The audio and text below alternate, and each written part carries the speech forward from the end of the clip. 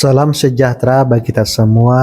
Hari ini Senin tanggal 19 Februari tahun 2024 bersama saya Pendeta Heri. Kita akan mendengarkan renungan firman Tuhan yang terdapat di dalam Alkitab Perjanjian Lama, Kitab Ayub pasal 4 ayat 1 sampai yang ke-21. Sebelumnya mari kita berdoa. Bapa Sorgawi, Bapa dalam Yesus, saat ini kami mau mendengarkan renungan firman-Mu. Biarlah kami boleh mendengarkan firman-Mu ini dengan baik.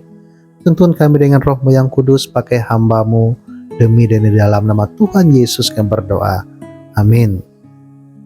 Kitab Ayub pasal 4 ayat 1 sampai yang ke-21 dengan judul perikop Elifas menegur Ayub.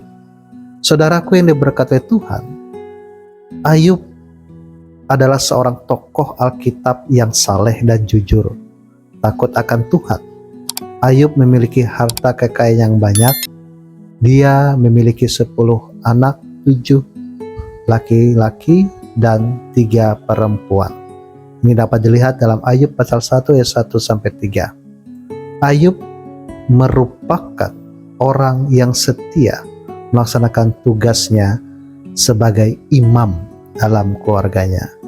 Kembali dalam teks firman Tuhan bagi kita saat ini, Ayub pasal 4 ayat 1 sampai yang ke-21. Nas ini merupakan respon ataupun teguran dari sahabat-sahabat Ayub, terkhusus sahabatnya yang bernama Elifas, di mana sahabat-sahabat pada saat itu menegur Ayub melalui percakapan, merupakan teguran, anjuran, bantahan, dan juga berbagai perenungan tentang kehidupan yang dialami Ayub pada saat itu. Umumnya teman-teman Ayub menegaskan bahwa penderitaan adalah hukuman Allah atas dosanya. Karena itu Ayub harus bertobat. Ayub membantah hal itu sambil menunjukkan kepada teman-temannya bagaimana ia hidup takut akan Tuhan. Dan Elifas pada saat itu memahami apa yang dialami oleh Ayub. Maka Elifas pada saat itu menegur dengan cara yang lemah lembut.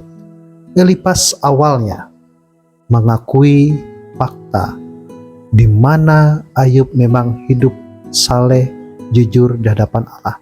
Dan ini diawali pada ayat yang ketiga yang kita dapat baca bersama-sama. Sesungguhnya engkau telah mengajar banyak orang, dan tangan yang lemah telah kau kuatkan. Disinilah Elifas mengatakan bahwa sebelum Ayub mengalami pencobaan, ia adalah orang yang menjadi inspirasi banyak orang.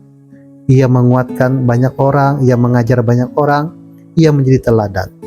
Pada ayat yang keempat, orang yang jatuh telah dibangunkan oleh kata-katamu, dan lutut yang lemas telah kau kokohkan. Tetapi sekarang dirimu telah tertimpa, dan engkau kesal, dirimu kena, dan engkau terkejut. Saudaraku yang diberkati oleh Tuhan, disinilah dapat melihat bagaimana teman-teman Ayub, Elifas, menegur dan menasihati Ayub oleh karena kesalahan Ayub kepada Allah. Tetapi Ayub yakin dan percaya ia hidup setia kepada Allah, dan ia yakin Allah memiliki keadilan sendiri. Oleh karena itu, kita dapat melihat respon dari Ayub sendiri, dan ini akan menjadi perenungan dalam kehidupan kita saat ini, di mana respon kita adalah mengapa Allah mengizinkan permasalahan terjadi kepada anak-anaknya, bahkan kepada orang-orang yang dikasihinya. Kita memang hidup di dunia ini perlu diuji, dan Allah lah yang mengujinya.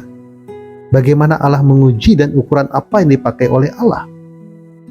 Ini dapat kita lihat dalam kehidupan kita semua. Siapapun kita tidak lepas dari apa yang dikatakan pencobaan, pergumulan, dan tantangan hidup. Contoh saya pribadi, Bapak Ibu Jemaat Tuhan, sebagai hamba Tuhan, saya sering memberikan nasihat, saya sering memberikan teguran, bahkan menguatkan orang lain. Dan di berbagai kesempatan ada orang yang datang kepada saya dan tentu orang tersebut sangat perlu dikuatkan. Mereka butuh ditompang, mereka diberikan kata-kata yang penuh harapan sehingga orang tersebut pulang dengan membawa semangat yang baru di dalam dirinya untuk mengatasi masalahnya. Saudaraku yang diberkati oleh Tuhan, namun tidak jarang hal yang sama justru menimpa saya selaku hamba Tuhan. Dengan kata lain, Tuhan hendak melihat kalau kita bisa memberi nasihat kepada orang lain, apakah hal yang sama ketika menimpa kita, maka kita pun merespon dengan benar juga. Jangan-jangan kata-kata kita yang kita berikan kepada orang lain, memberikan nasihat, tidak kita berlakukan dalam diri pribadi, khusus dalam diri saya pribadi. Kita menguatkan orang lain pada saat kita sendiri mengalami masalah yang sama, ternyata membuat kita menjadi goyah. Iman kita menjadi goyah, pengharapan kita menjadi goyah. Tentu saja kita perlu diuji pada kala waktu-waktu tertentu sehingga benar-benar kita tidak hanya pintar memberi nasihat, pintar menguatkan orang lain dalam hal kita pintar berteori, tetapi kita yang melakukan dan kita terpuruk sendiri. Pada kesempatan inilah bahwa dalam kehidupan kita bisa merasakan apa yang dirasakan oleh orang lain, di mana kita pun pernah mengalaminya. Dan itulah hakikat dari bagaimana kita merespon kehendak Allah dalam hidup kita. Allah memberikan sesuatu dalam kehidupan kita bukan berarti Allah tidak sayang dengan kita, bukan berarti Allah tidak mencintai kita, karena kita adalah umat kepunyaannya. Allah mengetahui kekuatan kita, Allah tahu kemampuan kita. Walaupun sama seperti Ayub mengalami pencobaan, Ayub tidak pernah menyalahkan Allah. Ia tetap berseru, Tuhan tolong dan berkati kehidupan. Demikian juga kita. Pada saat kita terpuruk, pada saat kita mengalami pergumulan, janganlah kita menyalahkan Allah, tetapi bagaimana caranya kita tetap berpengharapan kepada Allah dan kita mencari solusi dan kita tetap melihat pengharapan bersama dengan Allah, sehingga benar-benar kita tidak hanya bisa berteori, bisa menguatkan orang lain, dan apabila kita mengalami itu dalam diri kita, itu memuatkan, memampukan diri kita sehingga kita bisa menguatkan orang lain karena kita pernah dan sudah mengalaminya, sehingga kita menjadi berkat dan memberkati orang lain melalui setiap pergumulan kita. Oleh karena itu, menguatkan dengan perkataan dan juga menguatkan dengan perbuatan yang pernah kita alami. Itulah sebabnya setiap pencobaan yang Tuhan izinkan terjadi itu sebenarnya ingin menguatkan kita, bukan melemahkan kita. Bahkan jangan sampai kita menyalahkan Allah, tetapi respon kita adalah kita harus tetap berdiri teguh. Kita harus tetap melihat pasti ada sesuatu yang indah Tuhan akan rancangkan dalam hidup kita, karena Tuhan telah berkata, rancangan Tuhan adalah rancangan damai sejahtera, bukan rancangan kecelakaan. Bila kita selalu merespon setiap pergumulan dalam hidup kita, dan kita bisa menegur nasihat orang lain, dan itu tidak hanya berlaku bagi orang lain, tetapi berlaku juga bagi diri kita, sehingga kita boleh menjadi berkat dan memberkati. Tuhan menyertai kita dan firman-Nya. Amin. Saudaraku yang diberkati oleh Tuhan, mari kita berdoa. Bapa di sorga, terima kasih atas firman-Mu yang telah kami dengar saat ini.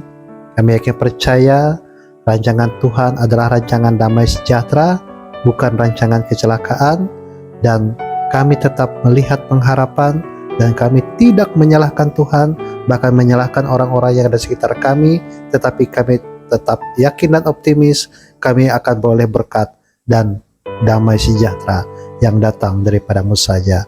Terkhusus saat ini Bapa, kami berdoa bagi kehidupan kami sepanjang hari ini. Tuhan tuntun, Tuhan berkati kami, biarlah kami boleh mendapat perlindungan yang datang dari Tuhan.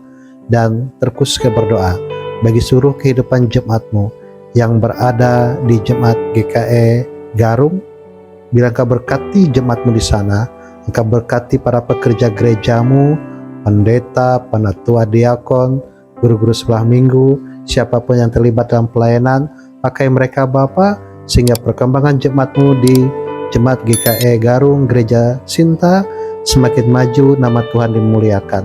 Dan juga kami ingin menyerahkan apapun rancang juang hidup kami, Tuhan yang menyertai dan Tuhan juga yang memberkati. Terima kasih Bapa, kehendak-Mu yang jadi, rancangan-Mu yang jadi, demi dan di dalam nama Tuhan Yesus berdoa, sebagaimana doa yang Kau ajarkan kepada kami. Bapa kami yang di sorga, dikuduskanlah nama-Mu, datanglah kerajaan-Mu, jadilah kehendak-Mu di bumi seperti di sorga. Berikanlah kami pada hari ini makanan kami yang secukupnya, dan ampunilah kami akan kesalahan kami, seperti kami juga mengampuni orang yang bersalah kepada kami. Jangan bawa kami ke dalam pencobaan, tetapi lepaskanlah kami daripada yang jahat.